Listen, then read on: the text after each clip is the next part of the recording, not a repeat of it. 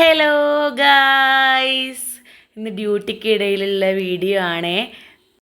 എനിക്കിപ്പോൾ ലഞ്ച് ബ്രേക്കിൻ്റെ ടൈമാണ്. അപ്പം ഞാൻ ഫുഡ് കഴിക്കാൻ വേണ്ടി പോവുകയാണ്. ഞങ്ങൾ ഇന്ന് ഫുഡ് എടുത്തിട്ടില്ല, ഇന്ന് ഫുൾ ഡ്യൂട്ടിയാണ്. അപ്പോൾ ഫുഡ് എടുത്തിട്ടില്ല. അർഷ ഞങ്ങൾക്ക് രണ്ടാൾക്കുള്ള ഫുഡ് വീട്ടിൽ നിന്ന് കൊണ്ടുവന്നിട്ടുണ്ട്, എനിക്കും കാവ്യയ്ക്കും. ആദ്യമാണെങ്കിൽ പുറത്തുനിന്ന് ബിരിയാണി മേടിച്ച് കഴിക്കൽ തുടങ്ങി. കുറച്ച് നേരം അവൾ എന്നെ വെയിറ്റ് ചെയ്തിട്ടുണ്ടായിരുന്നു. പിന്നെ അവൾ കഴിച്ചു തുടങ്ങി. കാവ്യ കുറേ നേരമായിട്ട് ഈ കറിപ്പാത്രം തുറക്കാൻ വേണ്ടിയിട്ട് കിടന്ന് പരിശ്രമിക്കുക. അവൾക്ക് പറ്റണില്ല. കുറേ നേരം ഇരുന്നും നടന്നൊക്കെ പരിശ്രമിച്ചുകൊണ്ടിരിക്കുകയാണ്. അവസാനം അവൾ തുറന്നു കേട്ടോ. ആ ചോറ് ഞങ്ങൾ പാത്രത്തിൻ്റെ അടപ്പിൽ ഞാൻ കുറച്ച് ചോറിട്ട് ഞാനത് കഴിച്ചു. അവൾ ആ പാത്രത്തിലും കഴിച്ചു. വേറെ പ്ലേറ്റൊന്നും ഇല്ല കേട്ടോ അവിടെ. ഞങ്ങളങ്ങനെ മീൻകറിയാണ് അർഷ കൊണ്ടുവന്നത്. ഇടയ്ക്ക് എൻ്റെ കൈ സ്വാതിൻ്റെ ബിരിയാണിയിലേക്കും പോകുന്നുണ്ട്. കുറച്ച് ബിരിയാണി ഞാൻ ഇന്ന് എടുത്ത് കഴിച്ചിട്ടുണ്ട്. അതിൻ്റെ ഇടയിൽ ഞങ്ങളങ്ങനെ കേട്ടോ ഷെയർ ചെയ്തിട്ട് കഴിക്കും.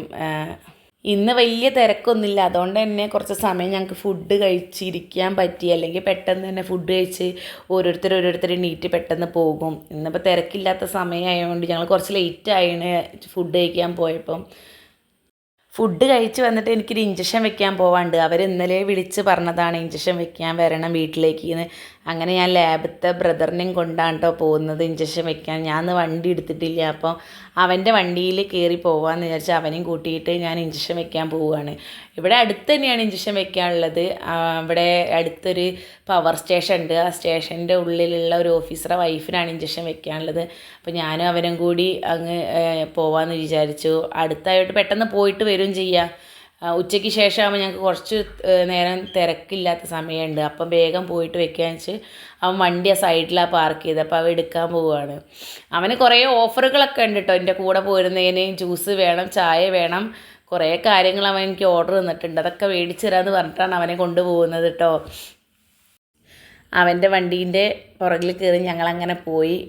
തൊട്ടടുത്താണ്, വല്ലാതെ ദൂരമൊന്നുമില്ല. ആകെ 1 കിലോമീറ്ററിൻ്റെ ഉള്ളിൽ തന്നെയാണ് ഈ ഇഞ്ചക്ഷൻ വെക്കാനുള്ള സ്ഥലം. അത് അരീക്കോട് പവർ സ്റ്റേഷൻ്റെ ഉള്ളിലാണ്. അവിടെ കുറേ കോട്ടേഴ്സുകളുണ്ട്. അവിടുത്തെ ജോലിക്കാർക്ക് വേണ്ടി താമസിക്കാനുള്ള കോട്ടേഴ്സിലാണ് അവർ താമസിക്കുന്നത്. ഞാൻ അവിടെ എല്ലാ ആഴ്ചയിലും ഇഞ്ചക്ഷൻ വെക്കാൻ പോകുന്നതുകൊണ്ട് എനിക്ക് അതിൻ്റെ ഉള്ളിലേക്ക് കയറാം. കാരണം അവർ വിളിച്ച് പറയണതിൻ്റെ ഉള്ളിലേക്ക് കയറണമെങ്കിൽ ഈ ഗേറ്റിൻ്റെ അടുത്ത് സെക്യൂരിറ്റി ഉണ്ട്. സെക്യൂരിറ്റി ഗാർഡിനെ അവർ വിളിച്ച് പറഞ്ഞിട്ട് അങ്ങനെയാണ് അതിൻ്റെ ഉള്ളിൽ കയറുക. എല്ലാവരും അവർ കയറ്റി വിടൂല. എൻ്റെ പേരും കാര്യങ്ങളെല്ലാം അവർക്ക് അറിയാം. അതുകൊണ്ട് തന്നെ അവരെന്നെ വേഗം കയറ്റി വിടും. ഞങ്ങൾ കുറച്ച് നേരം അവിടെ വെയിറ്റ് ചെയ്ത്. അവരെന്തോ ഒരു ഫോണിലായിരുന്നു. അങ്ങനെ സെക്യൂരിറ്റി ചേട്ടൻ വന്ന് അത് ഗേറ്റ് തുറന്ന് അതിൻ്റെ ഉള്ളിലേക്ക് കയറിയ വേറൊരു ലോകമാണ്. നല്ല രസം അതിൻ്റെ ഉള്ളിൽ കാണാൻ. കുറേ ചെടികളും ഒരു മലേൻ്റെ, അത് പുഴേൻ്റെ ഇക്കരയാണ്. അങ്ങനെ തന്നെ ഇവിടുന്ന് നോക്കിയാൽ തന്നെ നല്ല ഭംഗി അതിൻ്റെ ഉള്ളിൽ കാണാൻ. ഇവൻ ആദ്യമായിട്ടാട്ടോ എൻ്റെ കൂടെ വരുന്നത്. അവൻ അതിൻ്റെ ഉള്ളിൽ ആദ്യമായിട്ട് കാണുകയാണ്. അതുകൊണ്ട് പറഞ്ഞു എന്നോട് അങ്ങനെയെങ്കിലും ഇതിൻ്റെ ഉള്ളിലൊന്ന് കാണാനായല്ലോ എന്ന്. കോട്ടേഴ്സിലേക്ക് കുറച്ച് ഇവിടുന്ന് ഇതിൻ്റെ ഉള്ളിൽ തന്നെയാണ്, കുറച്ചങ്ങ് ലാസ്റ്റിലേക്കാണ് കോട്ടേഴ്സ് വരുന്നത്. അവിടെ കുറേ റൂമുകളുണ്ട്. അവിടുത്തെ കുറേ ഓഫീസിലുള്ള സ്റ്റാഫുകൾക്ക് താമസിക്കാൻ ഓരോ കോട്ടേജായിട്ട് ഇങ്ങനെ ഉണ്ടാക്കി വെച്ചതാണ്. ചെറിയൊരു പാർക്കും കളിക്കാൻ വേണ്ടി ഒരു ഗ്രൗണ്ടും എല്ലാമായിട്ട് നല്ല ചെടികളൊക്കെ ഉണ്ട്. അത് മെയിൻറ്റെയിൻ ചെയ്യാൻ അവിടെ ആൾക്കാരും ഉണ്ട്. എല്ലാം അവിടെ ക്ലീൻ ആക്കിയിട്ട് വെക്കുക അവർ. അതിൻ്റെ ഉള്ളിൽ കാണാൻ നല്ല രസമാണ്. എനിക്ക് ഇഞ്ചക്ഷൻ വെക്കാനുള്ള വീടായിട്ടാണ് കാണുന്നത്. ആ ചേച്ചി മാത്രമേ ഉള്ളൂ. ചേട്ടൻ ജോലിക്ക് കയറിയിട്ടുണ്ട്. ആ ചേച്ചി മാത്രമേ ഉള്ളൂ ഇവിടെ.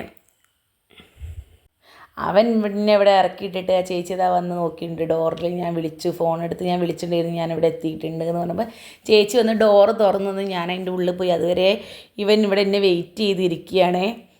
ഞാൻ അതിൻ്റെ ഉള്ളിൽ അവരോട് കുറച്ച് സംസാരിച്ച് മരുന്നും കാര്യങ്ങളെല്ലാം അവരെ കയ്യിലുണ്ട്. ഞാൻ അവിടെ പോയിട്ട് അത് വെച്ച് കൊടുത്ത് പോരേണ്ട ഒരു പരിപാടിയേ ഉള്ളൂ എനിക്ക്. പിന്നെ ആ ചേച്ചി കുറച്ച് ഇഞ്ചക്ഷൻസ് ഉണ്ട്. ആ ചേച്ചിക്ക് വേണ്ട വെക്കാൻ വേണ്ടി വാങ്ങിച്ചതാണ്. അപ്പോൾ ചേച്ചിക്ക് അത് വേണ്ട, അതിൻ്റെ ഇത് കഴിഞ്ഞ് പറഞ്ഞിട്ട് നിങ്ങളത് അവിടെ കൊണ്ടുപോയി വെച്ചോളി എന്ന് പറഞ്ഞിട്ട് ആർക്കെങ്കിലും വേണമെങ്കിൽ കൊടുത്തോ എന്ന് പറഞ്ഞിട്ട് ആ ചേച്ചി എനിക്ക് കുറച്ച് മെഡിസിൻ തന്നിട്ടുണ്ട്. ഞങ്ങൾക്ക് അതിൻ്റെ ആവശ്യമില്ല എന്ന് പറഞ്ഞിട്ടും ചേച്ചി പറഞ്ഞു ഇവിടെ വെച്ചാൽ അത് വെറുതെ അങ്ങനെ ഇരിക്കും, നിങ്ങളത് കൊണ്ടുപോയിക്കോളി, ആർക്കെങ്കിലും വേണമെങ്കിൽ നിങ്ങളങ്ങനെ വെറുതെ കൊടുത്തോ എന്ന് പറഞ്ഞിട്ട് ചേച്ചി തന്നപ്പോൾ ഞാൻ അതും എടുത്ത് പോന്നു. തിരിച്ച് പോരുന്ന വഴിയാണേത്. നല്ല ഭംഗിയുള്ള സ്ഥലങ്ങളും കണ്ട് ഞങ്ങളങ്ങനെ കുറേ കാര്യങ്ങളും പറഞ്ഞ് ഞാനും അവനും കൂടി തിരിച്ച് പോന്നു. ഇവിടുന്ന് കുറച്ച് അത്യാവശ്യം സ്ഥലമുണ്ട് ഇതിൻ്റെ ഉള്ളിലേക്ക്. ഇത് ഫുള്ള് കറണ്ടാട്ടോ, നല്ല പവറിലുള്ള കറണ്ട് പോകുന്ന സ്ഥലമാണ്. ഞാനിതിൻ്റെ മുന്നിൽ കൂടെ പോകുമ്പോൾ ഇതിൻ്റെ ഉള്ളൊന്ന് കാണണം എന്ന് എനിക്കൊരാഗ്രഹം ഉണ്ടായിരുന്നു. ഞാൻ ഡ്യൂട്ടിക്ക് ഇതിൻ്റെ മുന്നിൽ കൂടിയാണ് പോകലുണ്ടായിരുന്നു. അന്നൊക്കെ ഇതിൻ്റെ ഗേറ്റിൻ്റെ ഉള്ളിൽ നിന്ന് പുറത്തുനിന്ന് ഇങ്ങനെ അകത്തേക്ക് നോക്കുമ്പോൾ തന്നെ നല്ല രസമാണ്. പക്ഷേ നമുക്ക് ഇതിൻ്റെ ഉള്ളിൽ കയറാനുള്ളൊരിതില്ല. ഇങ്ങനെയെങ്കിലും ഇതിൻ്റെ ഉള്ളിൽ കയറാനായി. പിന്നെ സെക്യൂരിറ്റി ചേട്ടൻ നമുക്ക് ഗേറ്റൊക്കെ തുറന്നു പുറത്തേക്ക് പോകാൻ വേണ്ടിയിട്ട് അങ്ങനെ ഞങ്ങൾ പോകുന്നു. എൻ്റെ പേരും ഡീറ്റെയിൽസും കാര്യങ്ങളൊക്കെ അവർക്ക് ആദ്യം അറിയാം. അവർ അവിടെ രജിസ്റ്റർ ചെയ്തിട്ടുണ്ട്. അതുകൊണ്ട് തന്നെ നമുക്ക് പ്രത്യേകിച്ചൊന്നും ചെയ്യണ്ട. അല്ലെങ്കിൽ അവർ വണ്ടീൻ്റെ നമ്പറും നമ്മളെ പേരൊക്കെ ചോദിച്ച് അവിടെ രജിസ്റ്ററിൽ രേഖപ്പെടുത്തും. അങ്ങനെ ഞങ്ങൾ തിരിച്ചു പോന്ന് ഇവിടെ അടുത്തൊരു കോളേജുണ്ട്. അവിടെ എന്തോ ഒരു ഇലക്ഷൻ്റെ കലാശക്കൊട്ട് നടന്നുകൊണ്ടിരിക്കുക. കുട്ടികളെല്ലാവരും ഭയങ്കര ഡാൻസും പാട്ടുമായിട്ട് നല്ല രസമായിട്ട് കളിക്കുന്നുണ്ട്.